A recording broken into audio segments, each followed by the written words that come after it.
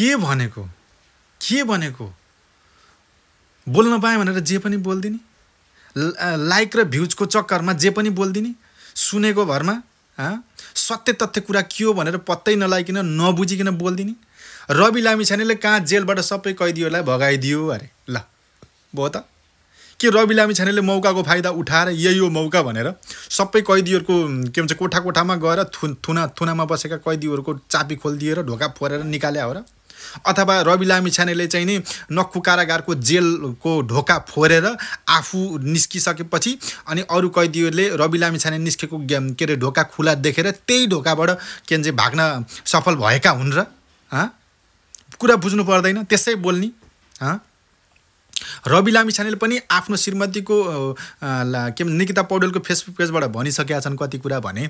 उनले भनेका छन् र त्यहाँको स्थिति पनि त्यही देखिएको छ कि नक्खु कारागार चाहिँ नियन्त्रणभन्दा बाहिर गइसकेपछि, नक्खु कारागारभित्र आगो लाग्न सुरु भइसकेपछि, त्यहाँका कैदीहरूको ज्यानको सुरक्षा गर्न नसक्ने अवस्था भइसकेपछि त्यहाँका सुरक्षाकर्मीहरूले र त्यहाँको प्रशासनले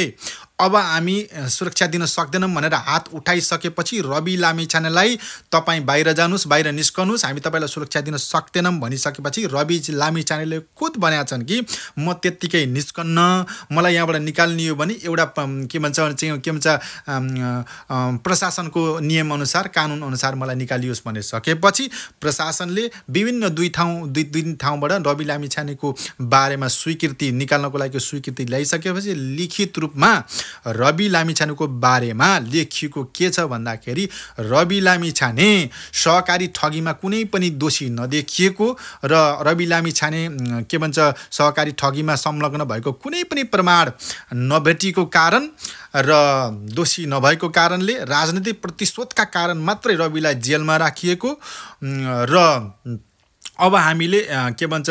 रवि लामिछानेलाई सुरक्षा दिन नसकेको कारण हामीले चाहिँ उनको श्रीमती निकिता पौडेललाई जिम्मा लगाएका छौँ भनेर रवि लामिछानेलाई त्यो पत्रमा साइन गर्न लगाएर एउटा छिटो छरिटो सर्टकट प्रोसेस प्रशासकीय प्रोसेसद्वारा लिखित रूपमा लेखेर बाहिर निकालिएको छ। बाहिर रवि लामिछाने निस्किसकेपछि पनि फुत्तै झोला बाकेर अब कानुनको नजरमा भाग्नुपर्छ आँखा छलेर भनेर फुत्तै भागेका छैनन्। बाहिर निस्केर जेल बाहिर त्यो प्रहरीको बीचबाट सशस्त्र प्रहरीको बीचबाट सबै जनतालाई सम्बोधन गरेर के भन्छ सार्वजनिक सम्पत्तिलाई चाहिँ तोडफोड नगर्नुहोस्, के भन्छ त्यो हाम्रै सम्पत्ति हो, अब आन्दोलनलाई चाहिँ अगाडि नबढाउनु नचर्काउनुहोस्, अब शान्त हुनुहोस् भन्नुभएको छ हैन। त्यो भनिसकेपछि पनि उहाँले फेसबुक पेजबाट पनि भन्नुभएको छ भने के भन्छ